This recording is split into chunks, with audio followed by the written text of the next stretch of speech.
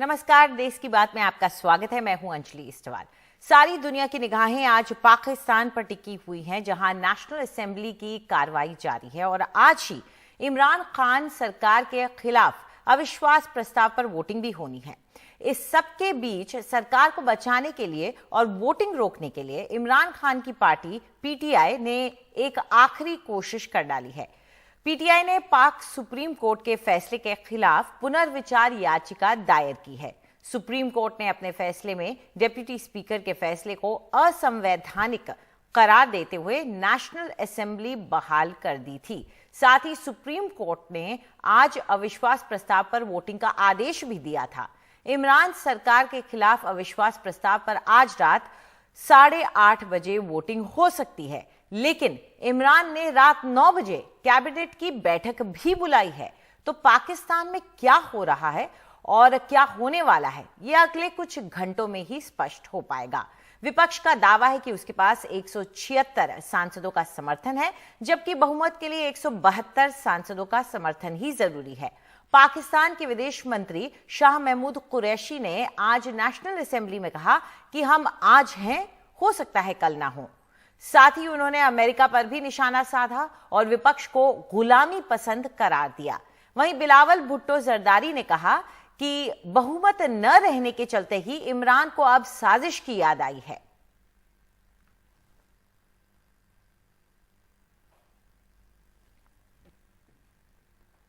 जनाब चेयरमैन, आज पाकिस्तान तारीख के दोराहे पे खड़ा है।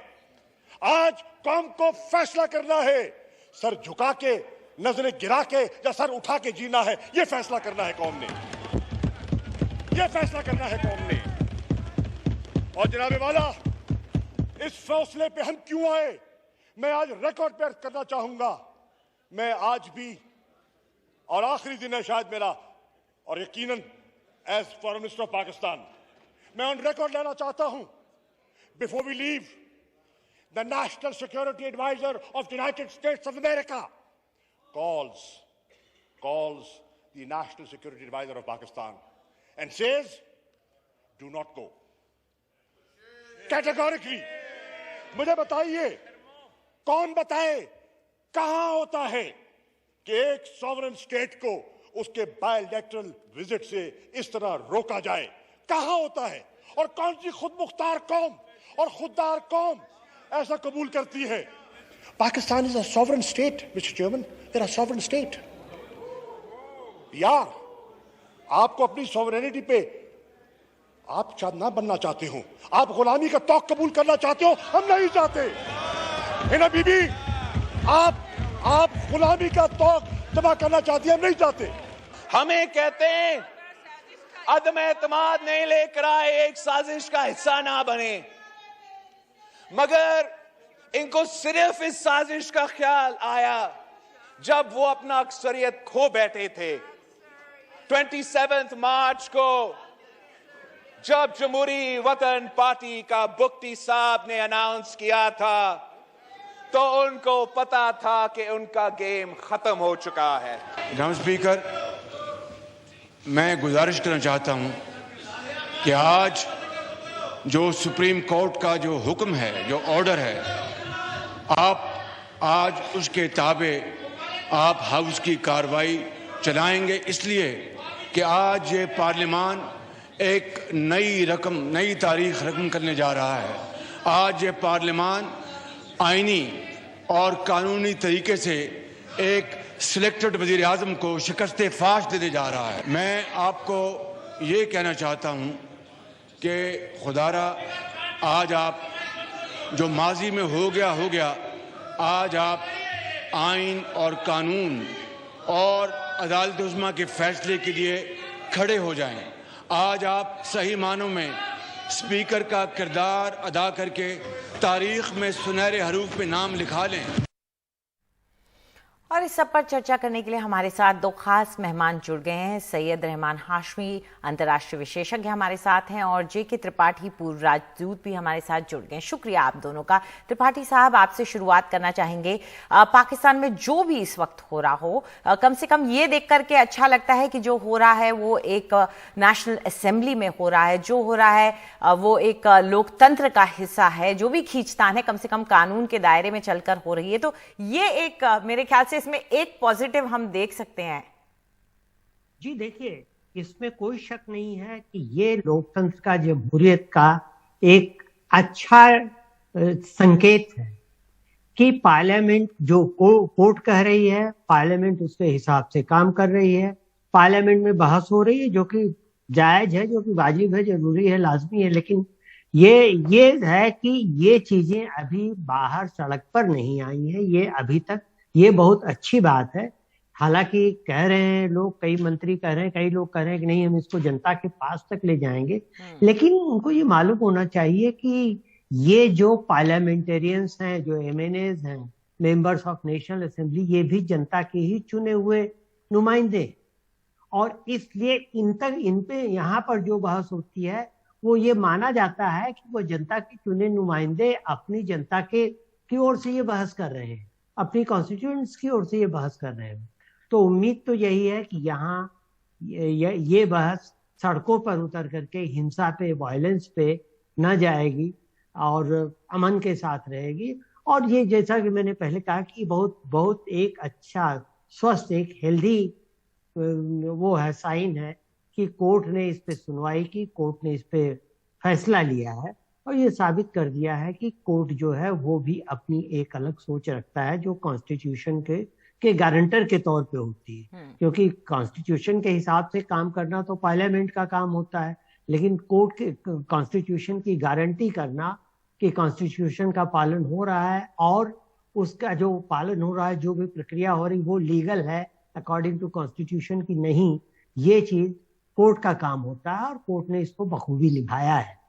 जी बिल्कुल। और ये बात भी सही है कि पाकिस्तान में अक्सर देखा जाता है कि जो गद्दी है वो कभी भी जा सकती है। तो कम से कम जो चल रहा है वो असेंबली के अंदर चल रहा है, क्योंकि पहले भी हमने यहाँ पे हाशमी साहब, पाकिस्तान में तो कॉन्स्टिट्यूशन में ही बदलाव कर दिया गया था जनरल जियाद द्वारा, और कभी भी किसी की भी चली जाती थी गद्दी अगर राष्ट्रपति ना खुश रहते हो। तो ये अब देखने में कुछ सही लगता है कि कम से कम एक तरीका है, और अब ये एक लोकतंत्र का एक, हम जिसे कह सकते हैं, एक नजारा है वहां पे।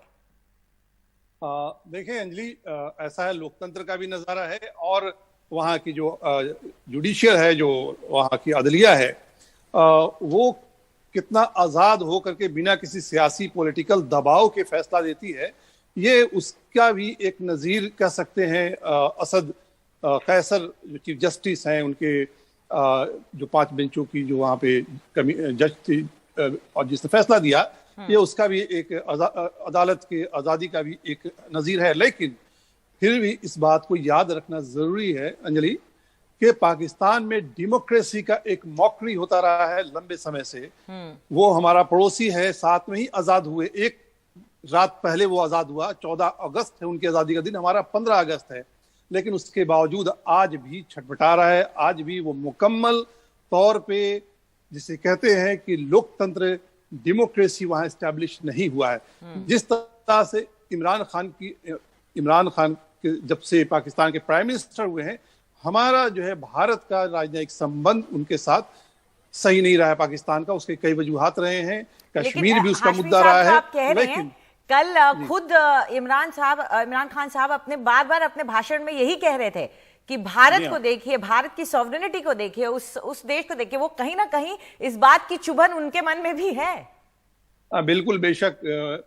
और वो अक्सर इस बात का इजहार करते रहे हैं। हर इधर तो लगातार public meeting to garner the support, people के सपोर्ट लेने के लिए जो पब्लिक मीटिंग लगातार कर रहे थे, उसमें वो अक्सर भारत का एग्जाम्पल देते रहे, चाहे विदेश नीति भारत की रही हो, चाहे इकोनॉमिकल जो भारत का ग्रोथ है उसकी रहे हो, या पॉलिटिकल एस्टेब्लिशमेंट, डेमोक्रेसी का एस्टेब्लिशमेंट का रहा हो। लेकिन ये बात भी देखेंगे कि इमरान खान की जो पीटीआई पार्टी है, पाकिस्तान तहरीक इंसाफ पार्टी, उसे वहां मेजोरिटी थी। 2018 के चुनाव में मेजोरिटी आया, और ये राइट और लेफ्ट जो radical conservative party, Islamic party है, फजलुर रहमान की जमीयत उलमाए इस्लाम जो वहां पे है, जिसके स्कूल से निकले हैं तालिबानी, और एक लेफ्टिस्ट पार्टी है पीपल्स पार्टी, जिसके फाउंडर भुट्टो को, जुल्फिकार अली भुट्टो को ज़ियाउल हक ने एक मुकदमा चलाया चौधरी ज़हूर इलाही का, और उनको फांसी पे टांग दिया। वहां भी अदलिया बिक गई थी। अगर अदलिया ये आजाद है,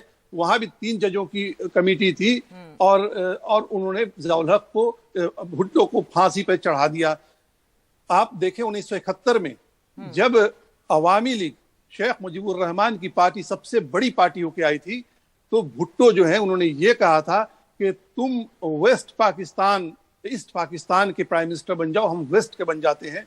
और अय्या खान को कहा कि मार्शल लगवाया, मुजीबुर रहमान गिरफ्तार हुए और उनको कॉल देनी पड़ी बांग्लादेश के लिए, एक इंडिपेंडेंट स्टेट के लिए। और ये भी फिर हो रहा है कि एक मेजोरिटी पार्टी आई, पीटीआई, और रेडिकल इस्लामिस्ट पार्टी से लेकर जिनका तालिबान के साथ रिश्ता रहा है, एक लेफ्ट है, सोशलिस्ट पार्टी मानी जाती है, पीपल्स पार्टी, उनके साथ, और बीच में एक मिडिल पाथ इस्लामिक पार्टी कह लीजिए। ये एक बड़ा ही अनईजी अलायंस भी है त्रिपाठी साहब, क्योंकि ये 2 पार्टियां जो हैं इनकी इतनी दुश्मनी रही है। नवाज शरीफ जनरल जिया के साथ में खड़े होते थे। जनरल जिया ने बिलावल भुट्टो के नाना साहब का, जैसे कह ही रहे हैं कि उनको फंसा करके जेल में उनको भिजवाया, उनको फांसी दिलवाई, ये माना जाता है। तो इतना कुछ जब इन दोनों के बीच में हो रखा है, दोनों नवाज शरीफ और बेनजीर भुट्टो एक दूसरे को फूटी आंख नहीं सुहाते थे। अब ये जो साथ में बैठे हैं, दिस अनईजी अलायंस, आप इसके बारे में क्या कहेंगे? देखिए, ये 2 ही नहीं, आप एक तीसरे को भी इसमें जोड़ लीजिए, जो MQMP है। हाँ, सिंध में पाकिस्तान पीपल्स पार्टी और MQMP के बीच में दुश्मनी किसी से छिपी नहीं है। अब ये तीनों पार्टियां, जो तीनों बड़ी पार्टियां हैं, ये तीनों पार्टियां 3 अलग अलग डायरेक्शंस में जाती हैं, और कोई किसी के साथ नहीं होता। ये जो आप कह रही हैं अनईजी अलायंस, ये मैरिज ऑफ कन्वीनियंस है मेरे ख्याल से। और ये भानुमती के कुनबा ये भी है, और इस कुनबे में जो अलग अलग अजीबोगरीब तरीके की पार्टियां हैं, वो कहां तक एक दूसरे का साथ निभा पाएंगी, ये कहना बड़ा मुश्किल है, क्योंकि इनके पिछले ट्रैक रिकॉर्ड जो है वो ये बताते हैं कि ये किस तरह से बार बार पाकिस्तान की आर्मी के पास जाती रही हैं अपना स्वार्थ, अपने निहित स्वार्थ को साधने के लिए। इसको देख के मुझे यही कहना पड़ता है, जैसे हाशमी साहब ने कहा कि पाकिस्तान और भारत दोनों एक ही साथ आजाद हुए, लेकिन आज क्या हालत? आज है ये कि भारत एक और देशों की तरह, भारत एक मुल्क है, एक डेमोक्रेटिक मुल्क है जिसके पास एक सेना है। इसके ठीक उलट पाकिस्तान एक सेना है जिसके पास एक मुल्क है। ये फर्क है। पाकिस्तान इस हालत तक चला गया। कुछ ऐसा ही है कि देखिए त्रिपाठी साहब, जैसे कि इमरान खान कहते रहे जिंदा कौम, तो शायद वो बार बार जो इशारा करते रहे कि दूसरे मुल्कों की कौम जिंदा है, हमें भी जिंदा कौम होना है। हमारे साथ कर्नल JS सोडी साहब भी जुड़ गए हैं, जो कि कूटनीतिक विशेषज्ञ हैं। शुक्रिया सोडी साहब आपका जुड़ने का। लेकिन जो बात त्रिपाठी साहब ने यहाँ कही सेना के बारे में, आप क्या मानते हैं अभी भी कितना दखल सेना का है वहां की राजनीति में, वहां की सरकारों में? जय हिंद अंजलि जी। अंजलि जी, सितंबर 2004 में एक किताब लिखी गई थी, हसन अब्बास साहब ने किताब लिखी थी, पाकिस्तान ड्रिफ्ट टुवर्ड्स एक्सट्रीमिज्म।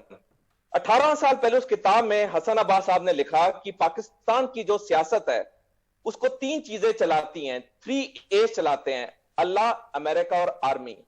18 साल के बाद भी पाकिस्तान में कोई बदलाव नहीं आया है। आज भी आर्मी पूरी कंट्रोल में है, और इमरान खान का जो ये सत्ता से जाना भी कुछ ही घंटों में निश्चित है, जो कि पहले ही निश्चित हो गया था पिछले साल, जब उन्होंने पाकिस्तानी सेना अध्यक्ष जनरल कमार बाजवा की भेजी हुई फाइल पे 4 हफ्ते बैठे रहे DG ISI के अपॉइंटमेंट पे। तो पाकिस्तान में कुछ बदला नहीं है, क्योंकि अभी भी सेना उतनी ही पावरफुल है जितनी पहले थी। और इसका मुख्य कारण अंजलि जी ये है कि पाकिस्तान में जो सेना है वो 3 मुख्य चीजों पे पूरा अपना कंट्रोल किए बैठी है। एक है रक्षा, एक है विदेशी मामले, और तीसरा आर्थिक मामले। पाकिस्तान में नमक से लेके स्टील तक जो भी बनता है उसमें पाकिस्तानी सेना का हाथ है, क्योंकि पाकिस्तानी सेना की कई फाउंडेशंस हैं, जिन्हें हमारे यहाँ एनजीओस कहते हैं, पाकिस्तान में फाउंडेशन कहते हैं। वो फाउंडेशन इन सारों को कंट्रोल करती है। तो जब किसी देश का फॉरेन अफेयर्स, रक्षा और इकोनॉमिक अफेयर्स सेना में के हाथ में हो, तो वहां पे तो प्रधानमंत्री हो या राष्ट्रपति हो, उसने तो बनना सेना की मर्जी से ही है। बिल्कुल, जब जहां जेब गर्म होती हैं सेना की, वहां इस तरह की स्थिति हो सकती है। आप हमारे साथ जुड़े रहें, हम एक छोटा सा ब्रेक लेकर आ रहे हैं और ब्रेक के बाद ये चर्चा जारी है। एक नजर डालेंगे कि आखिर इमरान को कितना खतरा है और क्या आज हो सकता है।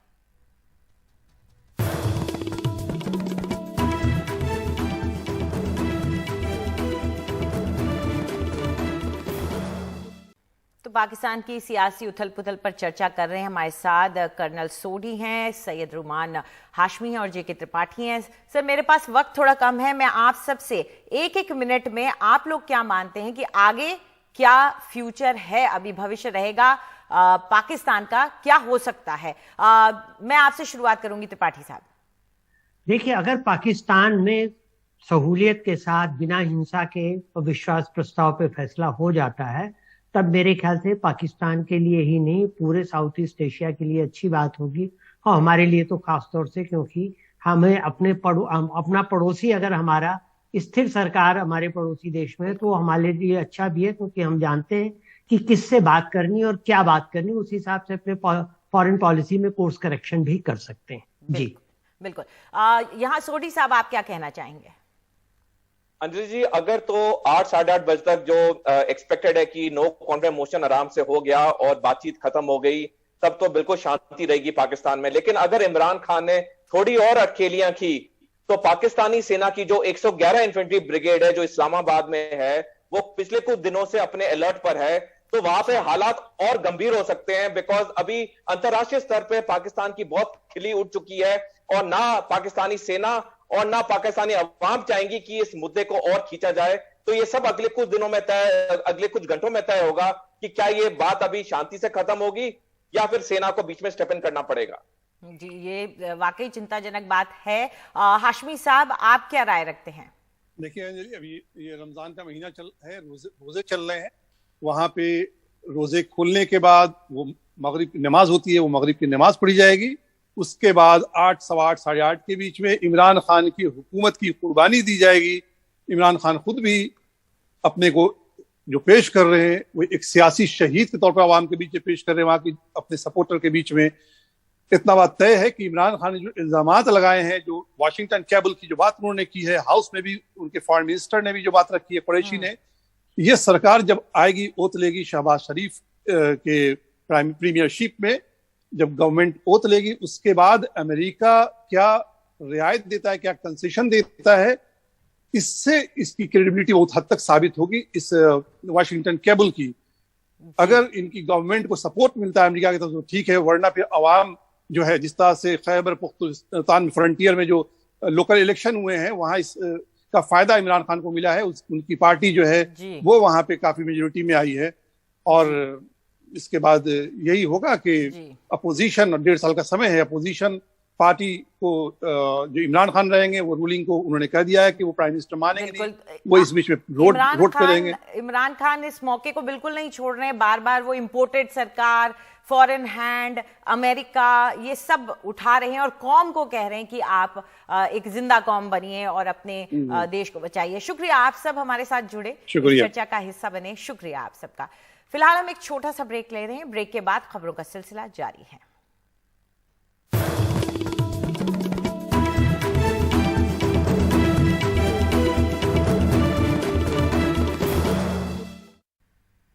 जनता दल यूनाइटेड ने बिना नाम लिए बीजेपी पर हमला बोला है। बिहार में दोनों साथ हैं। पटना में सम्राट अशोक की जयंती के मौके पर हुए एक समारोह में पार्टी के अध्यक्ष लल्लन सिंह ने कहा कि नीतीश कुमार किसी की मेहरबानी से नहीं, बल्कि जनता के आशीर्वाद से मुख्यमंत्री बने हैं।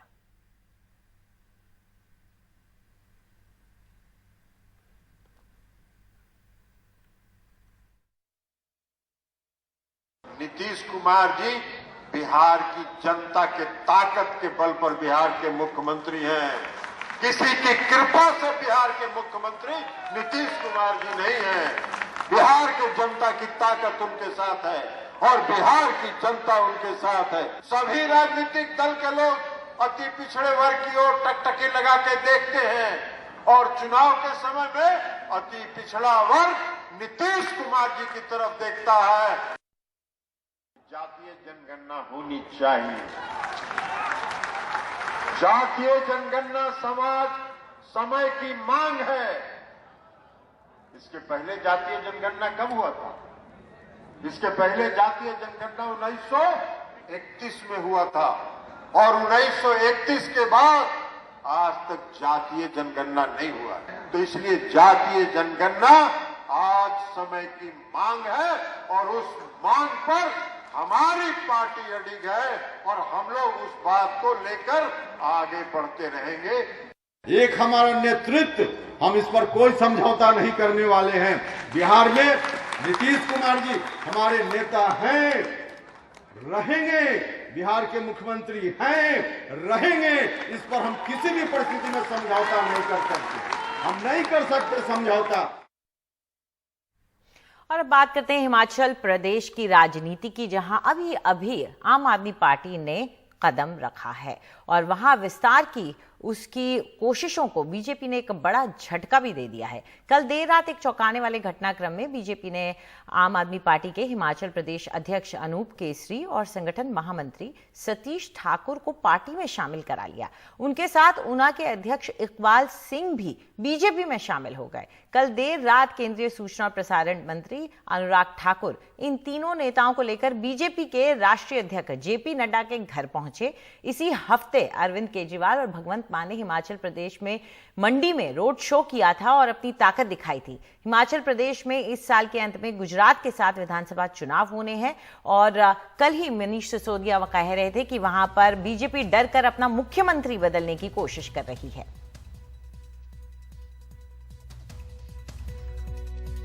देखिए, कार्यकर्ता की अनदेखी और हिमाचल की जनता का अपमान, ये हम बर्दाश्त नहीं कर सकते। पिछले 8 साल से पार्टी के लिए लगे हुए हैं। देर रात एक करके 4 व्यक्तियों से वहां संगठन का काम शुरू किया था। 8000 ऑफिशियल पदाधिकारी तक बना दिया था। पिछले 1.5 साल से हम घर में नहीं बैठे। मेरी टीम पिछले 8 साल से 1.5 साल से तो घर में बैठी नहीं। इतना काम करने के बाद भी अभी जो 6 तारीख को अरविंद जी की और भगवंत मान जी की जो रैली मंडी में रखी गई थी, वहां पर हमारे नेता आए, आम आदमी पार्टी के कार्यकर्ता धूप में खड़े होकर 4-4 घंटे इंतजार करते रहे। किसी से बात करने का, मिलने का उनके पास एक समय नहीं था, 1 मिनट नहीं था।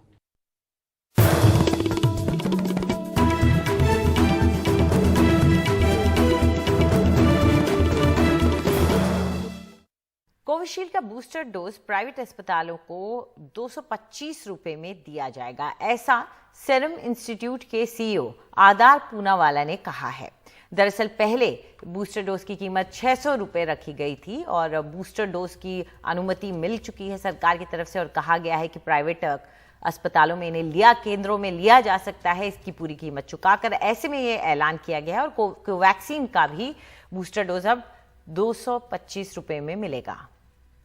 हमारे सहयोगी परिमल कुमार हमारे साथ जुड़ गए हैं इस पर ज्यादा जानकारी के साथ। परिमल, ये जो कीमत अब नई बताई जा रही है, क्या ये सिर्फ बूस्टर डोज के लिए रहेगी या जो लोग अपनी दूसरी, क्योंकि कई लोग ऐसे भी हैं जिन्होंने दूसरी डोज नहीं लगाई है, या हर डोज के लिए ये कीमत है या बूस्टर डोज के लिए? देखिए, हमने बात की है, भारत बायोटेक की तरफ से ये कंफर्मेशन आया है कि अब प्राइवेट वैक्सीनेशन सेंटर यानी प्राइवेट हॉस्पिटल जो भी वैक्सीन खरीदेंगे उनको 225 रुपए की कीमत देनी होगी। तो ऐसा नहीं कि सिर्फ ये बूस्टर डोज के लिए होगा, कोवैक्सीन की तरफ से कंफर्मेशन आ गया है। लेकिन आदार पूनावाला के अगर ट्वीट को भी अगर हम देखते हैं तो उससे कहीं ये नहीं लग रहा है कि सिर्फ बूस्टर डोज के लिए डोजेज देंगे। लेकिन अंजलि, ये भी समझना है क्योंकि अब वो पूल बहुत ना के बराबर है जिसको पहली या दूसरी डोज लगनी है। मतलब एक तरीके से बहुत बड़ी संख्या में पहली या दूसरी डोज लगने वालों की तादाद जो है वो धीरे धीरे घट चुकी है। अब ऐसे में जो ये डोजेज परचेज करेंगे, कम से कम भारत बायोटेक की तरफ से कंफर्मेशन है कि जितनी भी डोजेज अब प्राइवेट हॉस्पिटल्स को दी जाएंगी या जिसको हम प्राइवेट वैक्सीनेशन सेंटर कहते हैं, वो सबके लिए, सिर्फ बूस्टर पे लागू नहीं होगा, 225 रुपए सबके लिए होगा। पहली चीज तो ये।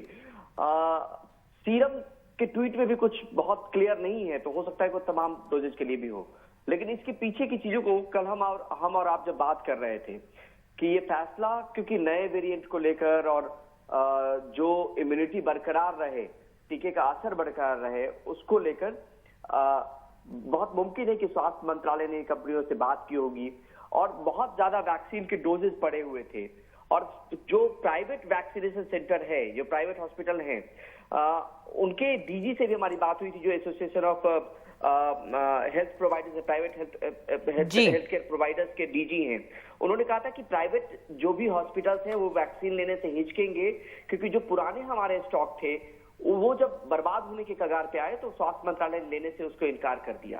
तो ये तमाम चीजों के ध्यान में रखकर हो सकता है कि स्वास्थ्य मंत्रालय ने अप्रोच किया हो, तब ये दोनों कंपनियों ने 225 रुपए का रेट जो है फिक्स किया है। जी, शुक्रिया इस पूरी जानकारी के लिए परिमल। तो बूस्टर डोज लगवाने का अगर वक्त आ गया है तो उसे जरूर लगाएं, अब कीमत भी कम हो गई है।